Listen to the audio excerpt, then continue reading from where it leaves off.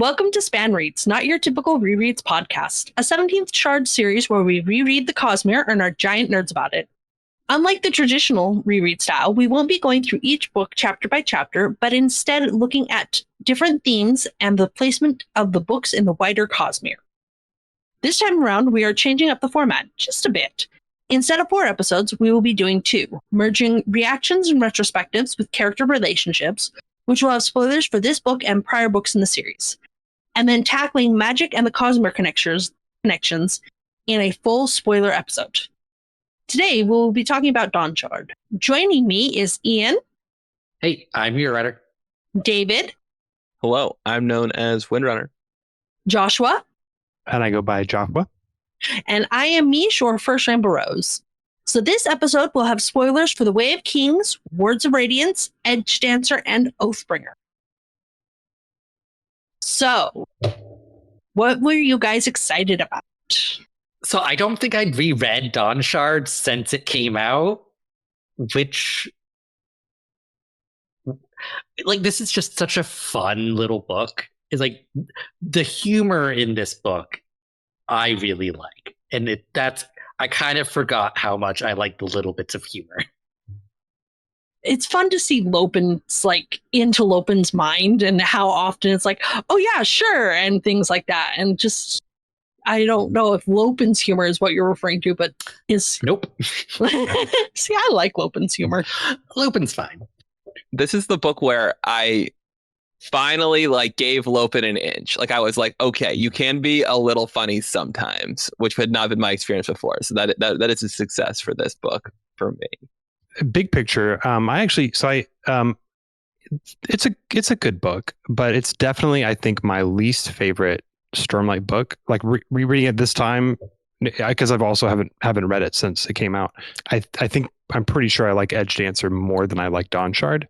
The thing that really got me when Dawnshard first released was a lot of the Cosmere stuff was really cool, and it doesn't have as much shine now as it did back then. I like the story of Edge Dancer more, and so the story of this one was a lot weaker to me this time. I can definitely see that, because learning about Dawnshards is kind of the biggest thing. The actual plot is very weak. And I say that. So the finale I thought was great. The ending of the book, the tension with the action scenes and the negotiations that are happening. I really liked that part. It was just the whole journey to get there was just kind of very slow for me this time. That's fair. It really, if you think about it, the basic up to getting to the island is, oh no, Cheery is sick. How are we going to get there? And then we're on a boat, and there's not much else to it. I was glad that ultimately in the story that the sleepless was kind of left a little more obvious to the reader, and not something that was left as a surprise, because I think it works a little bit better as a little bit of dramatic irony, where we know that they're in danger. That adds a little bit of tension to the trip, that we know something that the characters don't know. And are they going to figure it out? Are they not going to figure it out? How is it going to come out? And it also kind of rewards a little bit the close Cosmere reader who looks at somebody who's covered in tattoos and has read Edge Dancer and is like, that's a sleepless, I know, and then you get to be proven right, even before the characters figure it out. And it's not treated as if it had been treated as a reveal, I think there'd been a lot of people going yep, the most obvious person that it could have been was the person that it was, Yeah, it's that's an interesting kind of reversal of the plot structure of a lot of time in mystery procedural type things, you don't find out who the killer is until the end, just all the characters. Well, I think it's Monk, the TV show Monk, always started the episode with the cold open was the murder taking place. So a lot of the times who the murderer is because you've watched it happen. Oh, interesting. That's a cool idea. Yeah. I was surprised that the Nick Lee reveal came as early as it was. I forgot that it came so soon in the book. It was definitely an interesting choice. if I remember correctly, which I'm reasonably sure I am, so Dawnshard was released as part of the Way of Kings, Leatherbound. Leatherbound. Yeah. So Brandon did release like previous drafts as part of that.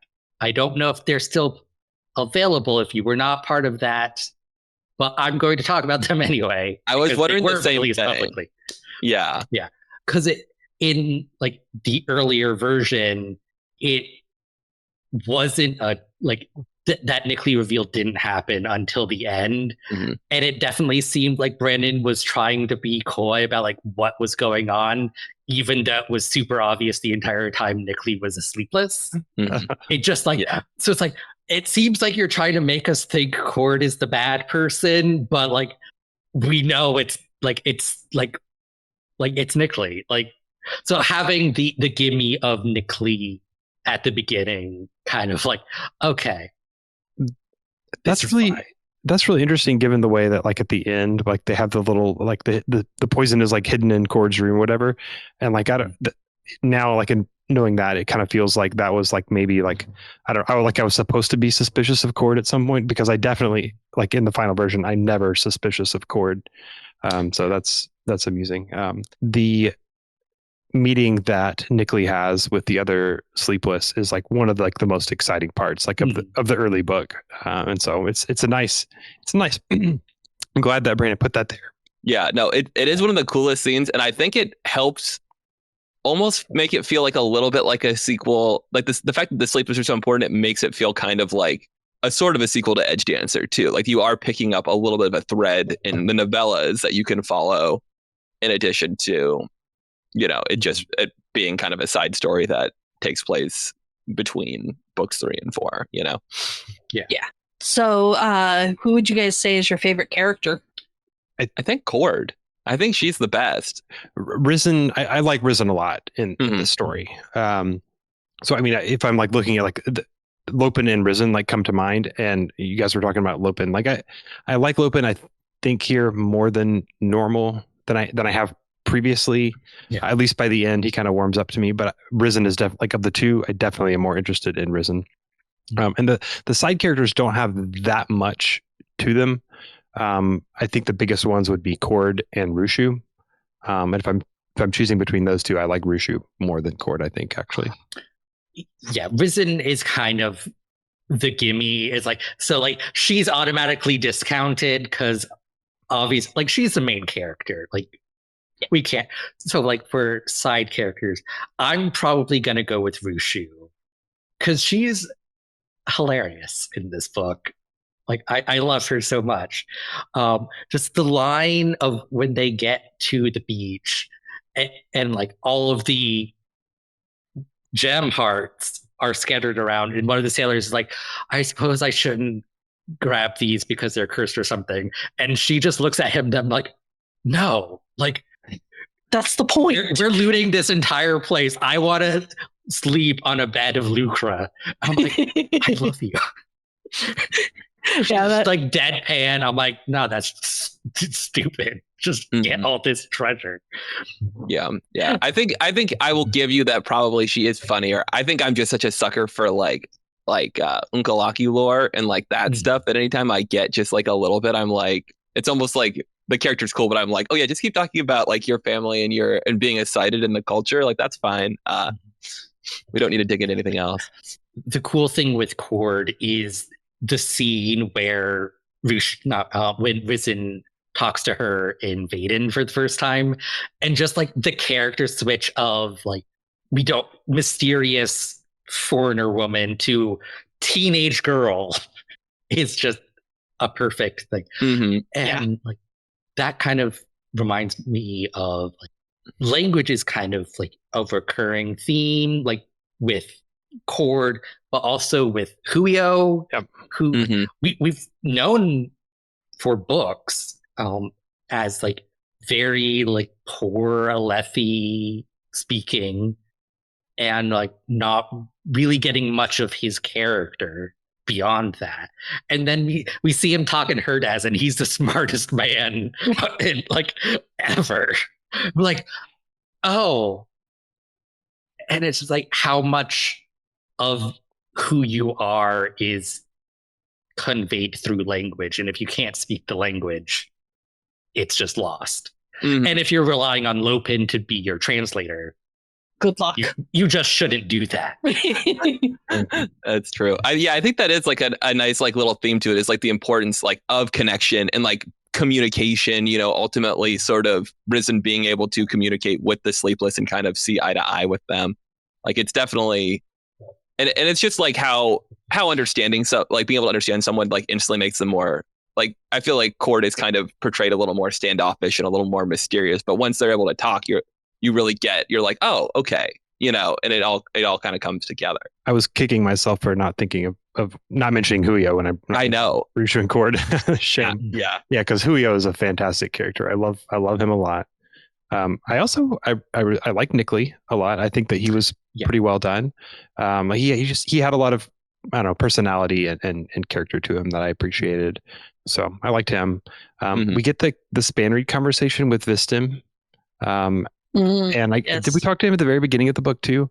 No, I don't think we talked to him at the beginning. I think No, he does show up. Like he brings like the rope with the flags for her and says like, I've made the, like I've got the. No, that happened. No, that's in Oathbringer. It's right. Talik that shows up. Oh yeah, it's Talik. In her office. Regardless, he's just such like a pleasant like father figure. And sometimes Cosmere doesn't have enough father figures, and he's a great one. So I like seeing him. Speaking of him, it's fun to see her Risen's like self-confidence, where she constantly is referencing, oh, here's what he taught me, and then there at the end she's like, wait, am I my own person, or am I just everything that he taught me? And her kind of being like, no, I am my own person. I really liked with Risen, once she kind of realizes why the crew doesn't like her, of like all they can see is like the vapid teenage girl she used to be, and she's like, yeah, I don't particularly like that person either. I guess I just have to show you I've matured, which she does. I liked the like sailor customs, like kind of like throughout of as Rebsk, like it. She's the owner, but she doesn't pilot the ship. Like that's the captain's job. And like the captain may invite the Rebsk to do that, like as a sign of honor, but that's not an automatic thing. So like having that explained at the beginning and then have it at the end, the captain inviting her on the next ship to like lead them out of port. I'm like, yes. Yeah. It's the kind of thing you know is coming, but it's still great to get there. I also, like, in addition to the cultural stuff, just like Thalen culture in general, Thalen names, everything like Thalen, we have not seen enough of them, in my opinion, until this book. And I love, they're just so fun. The names are like just so ridiculous and distinctive. So I really enjoy the Thalen stuff. Speaking of Thalens, we see Yalb again in the prologue. Yes. Like confirmation he survived. Him and two other people. Everyone else died from the Wind's Pleasure. But we like Yalb. We do like Yalb. I wonder if it's too much to hope that Tozbek and his wife are the other two survivors. It probably is. But yeah, because I think Yalb like refers to like two other sailors. Yeah. I'm like, yeah. Well. Yeah, rip. Well, they were really nice. And it's like Yalb specifically finds the ship from the Kaza interlude in Oathbringer, which was an expedition to Akana, kind of like following in the footsteps of that journey. It really does successfully tie together just a ton of threads from the books into one story where we're like, here's a thing that we kind of been referenced that we're now going to take a little more time exploring. And Navani makes appearance, so obviously the book is good. It is true that like you pull in the Akina interlude, you pull in the Yalb, you pull in the just a lot of Horneater stuff that like Rock has set up and then like hasn't really been elaborated on since then. It is interesting like how many, obviously Risen's whole through line, it pulls in a lot of different threads from the books into one thing, and that's really cool to see. Yeah, I think that's cool, and it does a good job, I think, being a novel, like a novella that you it's really optional, like 100%. Like it's helpful. It gives you some hints of what might be coming for our characters. Like, when we run into Kaladin in Earthira, it points at things that might be coming down the pipeline. But if you miss it, like you're not going to be reading Rhythm of War going, wait a minute, what happened? It's pretty good in that way. Yeah, and it's the sort of story that like, if Brandon had just tried to, like, let's say, like either in Oathbringer or in Rhythm of War, is like the interlude through line that is basically just a novella. Like, if you try to insert this story into one of those, like, it would be such a distraction. It's like, this is a story that needed to be like carved out and done on its own. It is both integrated and it stands alone, and that is a difficult thing to do sometimes. And it pulls in Amia stuff, which at least is something that I've always been interested in as well, even if I want more, always. Amia is so weird. Like, there's just so much weird stuff happening in this island. We're going to stick a pin in Amia for the next episode. So what would you say is your favorite moment?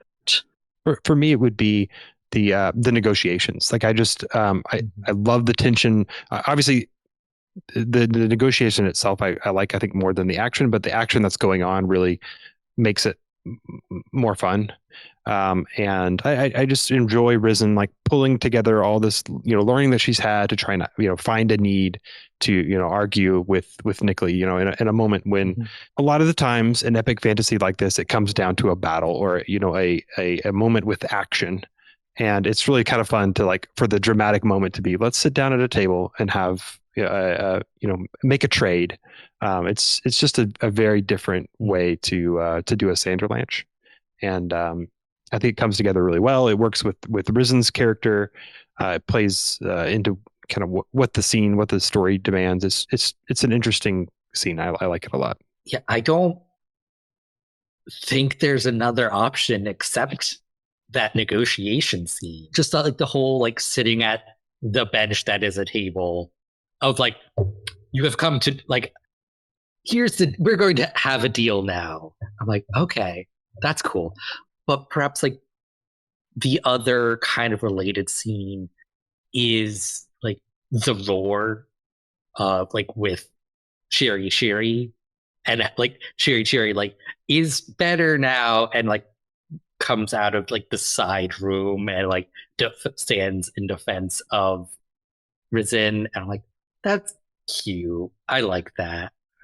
It also, there's like the in that scene is the whole just the horror elements going on with the sleepless, just like turning into people and then turning into piles of bugs back and forth, chittering to one another. That's just it's just such a cool atmosphere.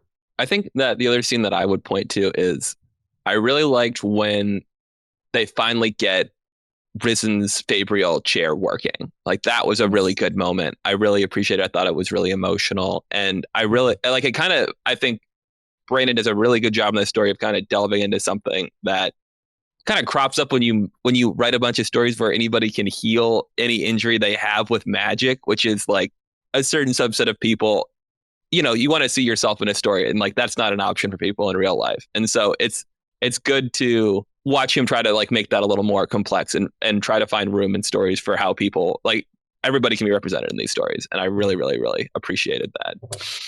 Yeah, and like she has like the SpanReads conversations with like the other like physically disabled people across Roshar, and like, yeah, like that's a really cool aspect of like SpanReads existing in this largely medieval tech, is like you can't have such a global network for this sort of thing. it's interesting to imagine like the way that like SpanReads can like to some like limited extent almost give like the sort of thing that the internet provides. You know, that was like not and I guess it's just communication. I don't know, but like you can network more so than It's like chat rooms were. Yeah. It's like the old chat rooms. Yeah, you can find a community in a way that you probably wouldn't be able to in a medieval society. Brandon loves adding modern-esque communication tech. It makes things easier for a lot of reasons, but yeah, because like to see. Sure, like you can be pen pals with somebody across the, but like it's gonna be months between each letter compared to, oh, we're having an active conversation back and forth right now. Like that's a huge difference in terms of like connection. For me, the scene that actually stood out the most and I remembered the most was Julio's looking at Lopin before swearing his ideal. And I don't know why, but that scene has always, like, when I think back on the book, that's like the one scene that I remember the most. And Lopin being all like, he swears ideal. And he was looking at me. Oh no. I do love that Lopin like speaks his third ideal like once again in a like very like just a humorous moment of like, you know, outside of combat, nothing's going on. It's great. I love that for him. Like, you know, like the sense of humor in this book, it's really good, guys. But like the Stormfather fully knows what he's doing in that moment. Like he knows he's messing with Lopin, and it's like it's so good. But like I had remembered the like I will protect people even from myself, like as Lopin. I definitely thought it happened earlier, like actually during the combat. Me too. So like, yeah, I was reading it. I'm like, where is it? And then it's the end of the book. I'm like, oh, okay, no, now I remember. This is hilarious. I just totally forgot. Yeah, I don't know why. For some reason, I thought it happened like towards the end of the battle as well. I do love that Lopin's ideal is a little bit different from everybody else. Of, you know, he's just his own character in every aspect of life. Yeah, it's getting into the personalization of the different oaths, like as you progress, is interesting. One other humorous moment that I really liked was when Cord was like challenged Nickley to the battle. And it's just like, and then because of this treaty, you must forfeit. And Nickley is like, I have no idea what you're talking about. So good. I also like at the end of like towards the end of the negotiation, like Cord and I think it's when the Sleepless are having their like debate about what they're gonna do. Cord turns to Risen and is like, you didn't like trick them like you're supposed to do like in these stories, you know, but this might be good. This might be better. Yeah, it's a fun little subversion because so often the legends in Brandon stories are really relevant and are pretty accurate. So it's fun to see a few where they're like, well, this is not quite what we passed down. Well, and it makes you kind of wonder how many of the stories were perverted through time and are more straightforward in the resolution if you were to go back in time and actually see the events happen live. Any other thoughts or characters? Just that with where Risen ends this book, like being the Dawnshard of like, Dawnshards seem important for the Cosmere at large. I'm very curious where this particular plot thread goes. Like we see a little bit of it like in Rhythm of War, which we'll talk a little about next episode and probably again in the Rhythm of War episodes. But like after that, where's she going? Yeah, it does have like I can never decide if I think like this is really relevant for books 6 through 10 or if this is like relevant like in another series, you know, like that's what I always go back and forth on. Yeah, like world hoppers are a thing. We often have seen world hoppers from previous books in future things. will Risen become a world hopper? We don't know. I want to find out. One thing I forgot about was that part of their agreement was that the Sleepless were going to shadow her to kind of keep an eye on things. And so I'm interested to see like what role they play in her story because they're there now. They're not just like turning her loose to go do whatever she's going to do. There's going to be Sleepless following her wherever she goes. The impression I get from this book is like that's like their whole purpose on, well, aside from like a couple Arklow or what, there might be like some that are maybe not quite on the same page, but the most of them seem like their whole like point is protecting this Dawnshard. No, like that's the impression I get. Like that's something that happens here. Like that seems to be the only thing that they're really concerned about. I think that's definitely a priority for them. It's not why they came to Roshar. Mm-hmm.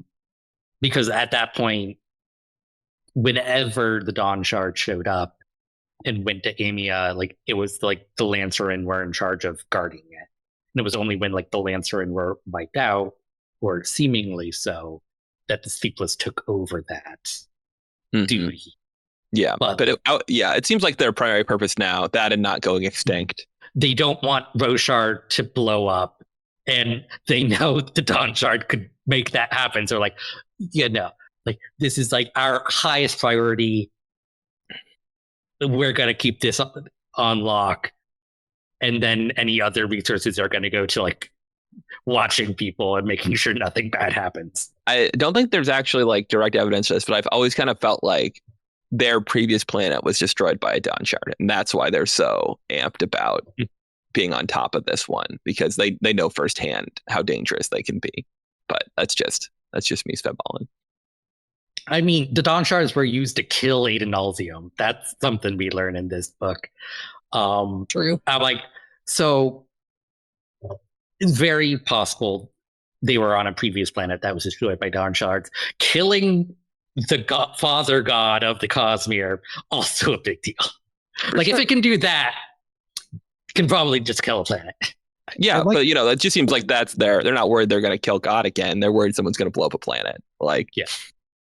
This is another thing like that I liked in the bargaining that happens at the end is like the way that Risen has like no idea what she like walks into this debate like not even fully knowing what she's like what she has. So that was just kind of some it added a little bit of humor and some something that I liked to that whole and again, it's the sort of thing where like if she did know, I don't know if her strategy would have been as effective.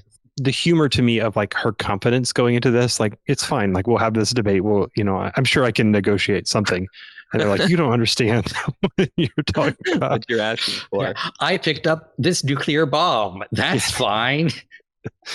Yeah, I think I don't want to. Obviously, we can talk more about Dawnshards when we get to like the magic stuff. But I think that another thing that's really successful in this book is, we've got these references to Dawnshards previously that we don't really know, we don't really understand what they are from previous books, and I think it would have been easy for like learning what the Dawnshards are to be kind of like okay, like it can be a letdown to learn what something is as opposed to like the vagueness of what it could be, and I thought it was really like when we learned what Dawnshards were, I was like, oh wow, that is really que like it wasn't a letdown of a reveal. It was genuinely really interesting. Well, I think because we're chomping at the bit. That's the word I'm looking for. Chomping at the bit to talk about Dawnshards, the thing, not the book. That might be a sign this episode should end. Yeah, I think that we've covered everything we can for this episode. So thank you for watching. You can find us at 17thshard.com for all the news, discussion, theories, and fun that you could ever want. You can find us on Facebook, Twitter, SoundCloud. You can leave us a review on iTunes. You can subscribe on YouTube. And you can support us on Patreon. See you next time. Bye. Bye. Peace.